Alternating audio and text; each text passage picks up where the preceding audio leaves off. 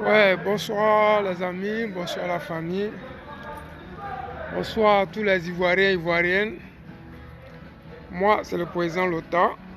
Je m'invite ce soir chez vous à travers vos différents réseaux sociaux pour vous apporter ma contribution dans la lutte ivoirienne et particulièrement la lutte panafricaine.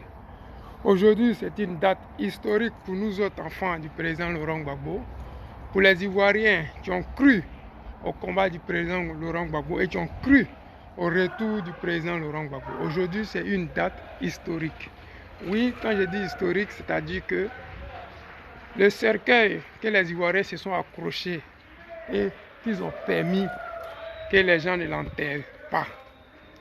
Le président Laurent Gbagbo que les gens avaient enterré définitivement, politiquement, ouais, il est rentré le 17 juin 2021. C'est une date que nous autres, on va toujours célébrer parce que elle a permis aux uns aux autres de comprendre qu'on peut être dans la vérité et revenir dans son pays. On peut être le coupable idéal. On peut être celui que les gens ont voulu incriminer pour des crimes qu'il n'a pas commis. Mais si on s'accroche à la vérité, on peut revenir à la vie. Le président Laurent Gbagbo est de retour. Oui, c'est une date que nous autres, on ne va jamais oublier. Même s'il y a eu des malentendus ce jour-là, parce qu'il y a certains qui ont voulu que la fête ne soit pas belle. Il y a certains qui ont voulu rentrer dans l'histoire, mais pas par la bonne porte. Certains ont voulu se faire remarquer et je pense qu'ils ont atteint leur objectif. Mais nous autres, qui nous sommes battus, nous réjouis, qui avons cru que le président Laurent Gbagbo allait revenir en Côte d'Ivoire, pour nous, c'est une victoire. Et ça, je ne saurais répéter ça 1000 fois parce que le procès du président Laurent Gbagbo n'est pas parti à son thème. Je l'ai déjà dit 1000 fois et je vais encore le répéter. Le procès a été bâclé. Le procès n'est pas allé au bout comme le président Laurent Gbagbo l'avait exigé, avait demandé. Mais comme vous connaissez les Français, ils aiment toujours qu'on dise qu'ils ont raison sur tout. Ils ont voulu avoir raison si les Ivoiriens, ils ont voulu avoir raison sur le combat des Ivoiriens, ils ont voulu avoir raison du président Laurent Gbagbo. Et je pense que aujourd'hui, ça se voit. Ils ont gagné peut-être à la CPI, mais les Africains ont compris quelque chose. Les Africains ont compris que la France n'a jamais été neutre dans toutes les guerres qui se passaient en Afrique. Aujourd'hui, les Africains ont compris une chose, c'est que la France, on peut demander son départ. Les Africains ont compris une chose, c'est que la France, on peut s'en passer. Et aujourd'hui, quand on regarde Traoré Ibrahim, on s'est dit, la France, on peut s'en passer. Quand on regarde le Mali qui exige le départ de la MINUSMA, qui a demandé le départ de la France, on s'est dit que le combat du président Laurent Gbagbo, on a eu raison de s'accrocher au guide. On a eu raison. Et c'est pour cela que j'ai dit encore aux Ivoiriens et aux Ivoiriennes, cette date-là, nous devons la marquer pour que chaque année, nous puissions la célébrer. Oui, nous devons la célébrer parce que c'est une victoire sur le mensonge. Parce que c'est une victoire sur la vérité. Parce que nous autres Ivoiriens de souche, nous les Africains qui aimons la vérité, qui nous sommes dressés face aux menteurs, aux mensonges, qui avons dit non à la forfaiture de la France-Afrique, qui avons dit, nous autres là, on ne va jamais abandonner notre mère patrie. Aujourd'hui, c'est un jour spécial, parce que le président Laurent Gbagbo revenait de l'enfer. Vous qui étiez là, dans les premières heures, les premières secondes, à l'aéroport, le président Laurent Gbagbo avait même du mal, j'ai dit bien même du mal, à monter les escaliers. Il a fallu notre mère Nadi Gbagbo pour soutenir le guide, pour attraper ses mains, pour dire que oui, viens mon mari, je suis là, tu peux compter sur moi. Je suis la femme soumise, cette femme-là qui donne le sourire à la nation ivoirienne. Je suis cette femme-là qui permet au président Laurent Gbagbo de rayonner de 1000 feux. Je suis celle-là sur laquelle le président peut compter, mais les Ivoiriens aussi peuvent compter. Beaucoup ont dit plein de méchanceté, mais elle est restée digne. Elle est restée droite dans ses bottes. Et je tenais à lui dire merci, parce que nous autres, là, nous avons vu le retour du président Laurent Gbagbo, qui était ce 17 juin. Nous avons vu dans l'état lamentable que le président était. Nous avons vu comment le président Laurent Gbagbo souffrait pour se déplacer. Il a fallu même des gens pour arrêter sa main pour qu'il puisse se déplacer d'un point A à un point B. Aujourd'hui, tout ça, c'est derrière nous parce que le guide a retrouvé le sourire. Tout ça, c'est derrière nous parce que le président Laurent Gbagbo a retrouvé la force. Tout ça, c'est resté derrière nous parce que le président Laurent Gbagbo a retrouvé la santé. Tout ça, c'est derrière nous parce que la date du 17 là, cette date mémorable, cette date-là qui a démontré que nous, les Africains, nous n'avons pas eu tort de nous être accrochés au président Laurent Gbagbo. Oui, nous qui avons dit, jamais ça va se passer comme ça. Nous qui avons dit, oui, le président Laurent Gbagbo, vous ne pouvez pas l'enterrer politiquement. Nous qui avons dit, vous avez eu tort de prendre un homme innocent pour l'enfermer pendant des mois. Nous avons cru. Et aujourd'hui, là, c'est un jour glorieux, un jour magnifique, un jour extraordinaire, un jour qui démontre que les Ivoiriens, les Africains ont changé de level. Un jour qui démontre que les Africains ne sont plus idiots, ne sont plus paresseux. Un jour qui démontre que les Africains ont compris une chose et que la vision du président Laurent Gbagbo, elle s'est propagée comme le virus d'Ebola, elle s'est propagée comme le coronavirus, elle s'est propagée comme la choléra, elle s'est propagée comme, je dirais, l'odeur de la gaz lacrymogène qu'on lance dans les quartiers. Oui, le président Laurent Gbagbo a pris le contrôle du cœur de tous les peuples africains. Quand vous voyez les Sénégalais qui marchent les mains nues, vous comprenez qu'il y a quelque chose qui a changé. Quand vous voyez les Maliens qui sortent nombreux pour dire non à la forfaiture de la France, il y a quelque chose qui a changé. Quand vous voyez les Burkinabés qui disent non à la forfaiture, vous comprenez que les choses ont changé. Tout ça, c'est parce qu'un jour, le président Laurent Gbagbo a cru que ce combat, il allait atteindre ses objectifs. Parce qu'un jour, le président Laurent Gbagbo a dit aux Ivoiriens, aux Africains, suivez-moi et je vais vous redonner ce pouvoir-là. Donnez-moi le sourire et moi, je vous rendrai votre pouvoir. Nous allons le faire en 2025 et nous allons encore le refaire, s'il le faut, même en 2030. Parce que nous, les Ivoiriens, nous croyons que le président Laurent Gbagbo peut nous enlever dans ces souffrances-là.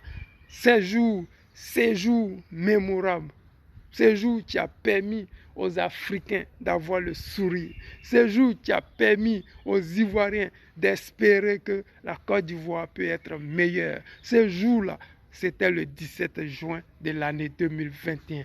C'était un jour où les Ivoiriens sont sortis nombreux, je dis bien nombreux, pour permettre au président Laurent Gbagbo de savoir que ces 10 années qu'il a passées hors de la Côte d'Ivoire, il ne les a pas passées seul. Il les a passées avec des cyberactivistes. Il a passé avec des Ivoiriens, des Ivoiriennes, des Africains, des Africaines. Il a passé ça, même étant dans sa cellule. Il entendait les Africains qui réclamaient son retour auprès des siens. Ça n'a pas été facile. On ne dit pas que ça a été facile. On ne dit pas non plus que ça va être facile. Mais on dit seulement que merci beaucoup à toutes ces personnes-là. Merci beaucoup, vous qui avez cru. Merci beaucoup à tous ceux qui ont cru, il ne serait-ce qu'une seule journée. Oui, je vous dis merci parce que ça n'a pas été facile. On a dit qu'il était coupable, même sans l'avoir jugé. On a dit qu'il avait violé des femmes, sans jamais savoir pourquoi ils ont dit ça. Ils ont dit que c'est un chef de guerre, c'est un criminel. Ils ont dit plein de méchanceté, plein de mensonges, parce qu'ils n'avaient pas de relations internationales. Ces relations, c'était avec les Ivoiriens. Ceux qui l'ont élu, ces relations, c'était avec nous, les Ivoiriens, nous, les Africains. Ils n'avaient pas de relations avec la communauté dite internationale. Cette communauté qui se permet de nommer un président ou de défaire un président. Cette communauté aujourd'hui qui a du mal à s'en sortir parce qu'un jour, ils se sont attaqués à quelqu'un qui était plus fort que eux spirituellement. Le président Laurent Gbagbo, il a le level du monde mondial. Il est le guide des Africains. Le président Laurent Gbagbo, c'est celui-là que Dieu a envoyé pour que nous autres Africains, nous puissions comprendre qu'on peut faire la politique sans faire la violence. On peut faire la politique sans prendre les armes. On peut faire la politique sans réellement faire couler le sang de qui que ce soit. On peut faire la politique simplement en proposant des idées. Le président Laurent Gbagbo l'a fait et je dis et je répète, il nous a mis la joie dans le cœur le jour qu'il est arrivé à Abidjan, ce 17 juin. Je l'ai dit et je le répète, j'ai 1000 fois merci à toutes ces personnes-là. Maman Nadi Gbagbo, merci à toi parce que grâce à toi, aujourd'hui, nous, on a le sourire, on a l'espoir que 2025 va nous donner l'apothéose de ce que nous avons espéré depuis plus de 10 ans. Ça fait maintenant 13 ans qu'Alassane Draman Ouattara il est au pouvoir. Ça fait 13 ans qu'il montre la dictature aux Ivoiriens et je pense que cette dictature tire à sa fin parce que 2025, il reste que 2 ans. Les 2 ans là, nous allons prendre notre temps. On va continuer à pouponner le président Laurent Gbagbo. On va continuer à prier pour le président Laurent Gbagbo. Notre maman Nadi Gbagbo va continuer à lui donner de l'eau chaude pour lui permettre de toujours avoir ce sourire-là quand il sort auprès de son peuple. Parce que le président Laurent Gbagbo, il est l'espoir du continent africain.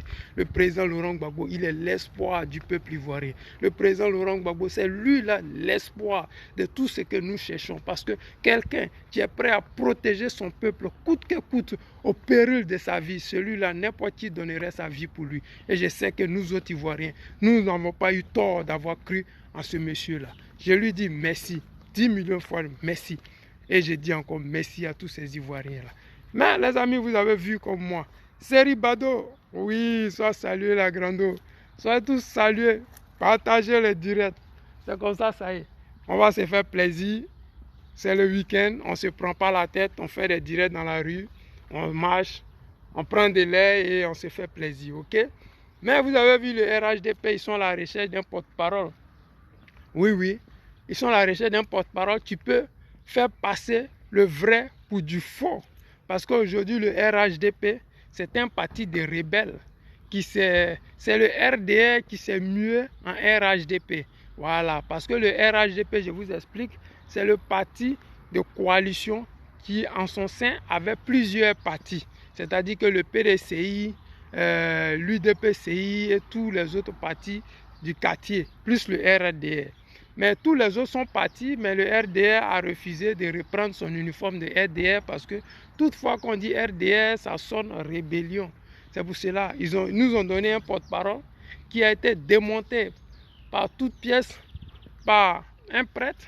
Et ils nous ont redonné encore celui qui était ministre de la Jeunesse, pour ne pas dire qui est ministre de la Jeunesse, et qui a supplié l'autre médiocre. Mais comme vous savez, on ne peut pas combattre la vérité.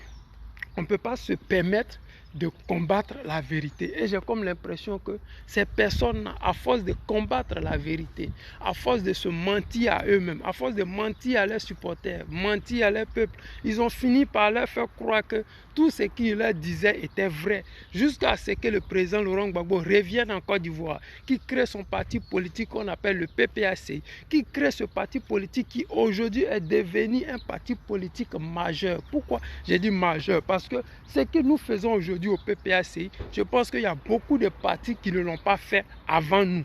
C'est qu'aujourd'hui, les chefs fait en ce moment-là, beaucoup ne l'ont pas vu venir. Ils n'ont pas cru. Ils ont pensé qu'un parti politique, ça servait à juste s'asseoir à des tables de négociation. Comme beaucoup de partis ont été créés juste pour le plaisir de s'asseoir à des tables de négociation. On a vu des partis politiques qui ont été créés une semaine après. Ils sont allés s'asseoir à des tables de négociation pour parler de paix. Comme en Côte d'Ivoire, nous sommes toujours en guerre, nous sommes toujours en conflit. Nous parlons toujours de réconciliation. Donc, ils sont partis s'asseoir à des tables de négociation.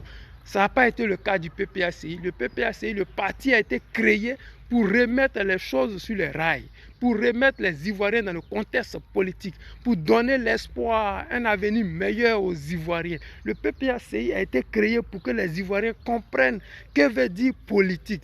pour que les Ivoiriens comprennent qu'est-ce que veut dire mensonge, mal gouverné, voler, tricher, piller. Le PPACI a remis la pendule à l'heure.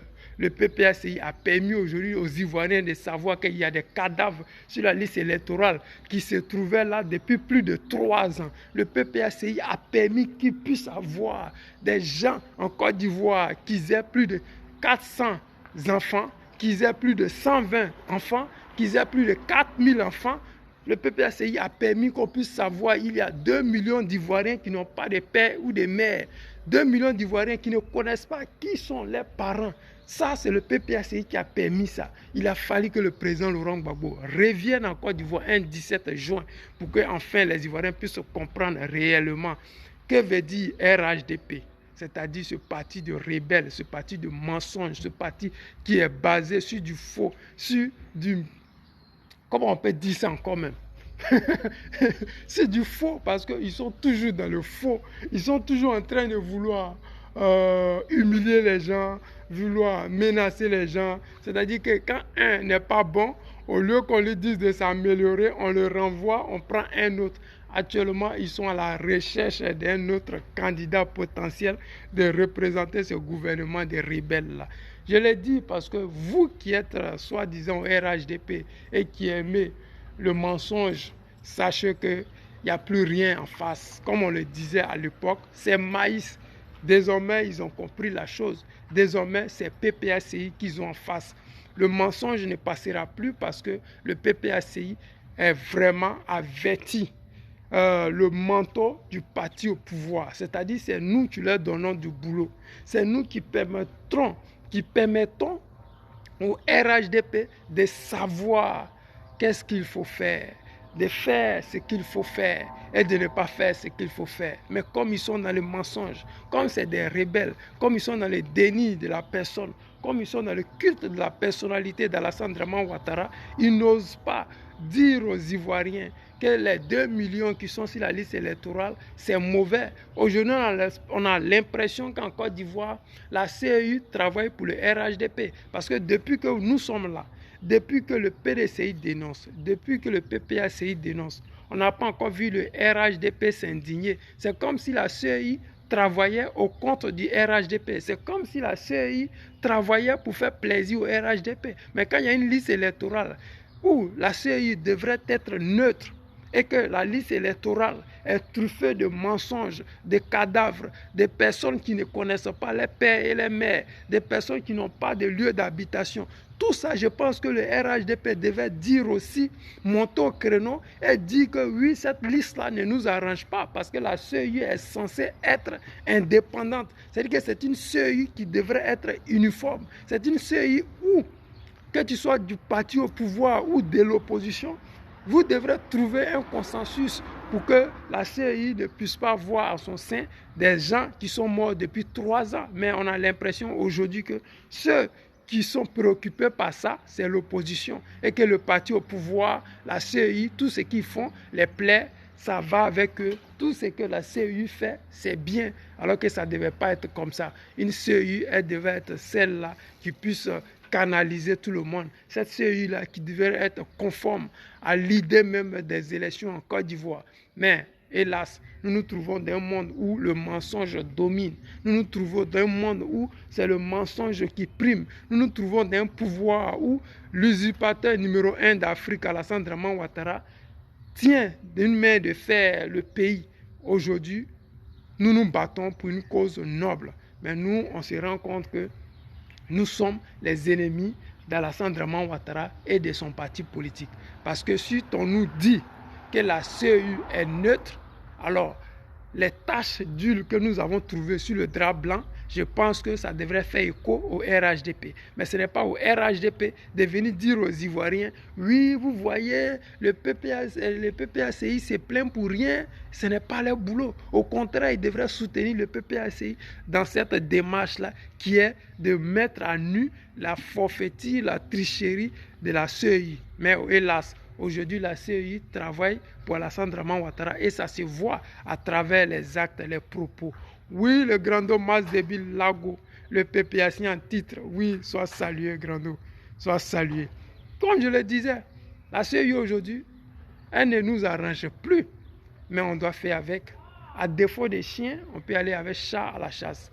Nous allons nous arranger, nous autres Ivoiriens, à ce que la CEI soit conforme. Nous allons amener le RHDP à comprendre que la CEI n'est pas la propriété privée, mais elle est plutôt indépendante. Pour qu'elle soit indépendante, le RHDP, pour ne pas dire le RDR, ils doivent monter au créneau et demander à ce que la CEI enlève tous ces cadavres qui sont sur la liste électorale. Ils doivent monter au créneau pour dire aux Africains et aux Ivoiriens que ce n'est pas normal qu'une liste électorale puisse avoir autant de tricheries en son sein. Parce qu'une seule femme ne peut pas accoucher 400 enfants, ce n'est pas possible. Une femme ne peut pas avoir 96 ans et puis mettre au monde un enfant. Ce n'est pas possible. Et une femme ne peut pas à elle seule faire tous les hôpitaux possibles du monde mondial pour accoucher près de 4000 enfants. Donc les Ivoiriens, comprenez, aidez le PPACI à enlever cette imposture qui se trouve à la tête de notre État, Alassane Dramane Ouattara. Aider le président Laurent Gbagbo à résoudre cette équation-là que beaucoup ont pensé qu'on ne pouvait pas la résoudre. Et Dieu a fait grâce que le président Laurent Gbagbo est rentré en Côte d'Ivoire un 17 juin, qui est aujourd'hui la date anniversaire du retour du président Laurent Gbagbo. Et ça, je le dis, le combat qu'il est en train de mener, ça a démontré qu'à son absence, il y avait eu un grand vide. Parce qu'aujourd'hui, beaucoup de personnes ont l'espoir que des choses vont changer en Côte d'Ivoire. Mais elle ne s'est pas fait seule. Elle s'est fait grâce au président Laurent Gbagbo. Elle s'est fait parce que le président Laurent Gbagbo est revenu en Côte d'Ivoire. Elle s'est fait parce qu'aujourd'hui, un 17 juin, le président Laurent Gbagbo a atterri à Abidjan dans un vol commercial. C'est-à-dire qu'il n'est pas venu dans un jet privé comme l'aurait souhaité notre constitution, mais il est revenu en Côte d'Ivoire dans un vol commercial. Il est venu comme n'importe qui. C'est-à-dire que le président Laurent Gbagbo, il se met dans la peau de chaque Ivoirien. Il connaît sa place. Il sait l'objectif qu'il veut atteindre. Il sait où il va. Et j'espère bien que chaque Ivoirien ici présent saura comment faire pour soutenir le guide dans cette marche. Oui, dans la dernière marche. Oui, je dis bien la dernière marche. Cette marche-là qui va laver l'honneur du continent africain. Je suis déjà heureux de voir que les Assimi Goïta font plaisir à la nation africaine. Je suis heureux de savoir que les Traoré Ibrahim font plaisir à la nation ivoirienne. Mais je demande encore aux Africains et aux Ivoiriens, donnons l'opportunité au président Laurent Gbagbo de monter sur cette dernière marche. Oui, cette marche qui va laver l'honneur du guide, cette marche qui va laver l'honneur du combat panafricain, cette marche qui va laver l'honneur définitif de toute la malchance, la tricherie, la forfaiture, l'ingratitude, parce que ce qu'Alassane Dramane Ouattara a fait en Côte d'Ivoire et continue de faire, on appelle ça de l'ingratitude. Vraiment, je vous dis merci d'avoir suivi ce direct. Merci de l'avoir partagé. Et je vous dis, on se prend tout à l'heure pour un autre direct. Je vous aime et aimez le président Laurent Gbagbo. Priez pour le président Laurent Gbagbo. Oui, c'est très important parce que la santé, c'est elle qui prime sur tout ce que nous cherchons dans la vie. Prions pour le guide, prions pour les Ivoiriens et prions pour cette révolution qui va bientôt voir la fin. Oui, je dis bien l'apothéose, ça va se passer en 2025. Je vous aime et à tout à l'heure. Ciao, ciao.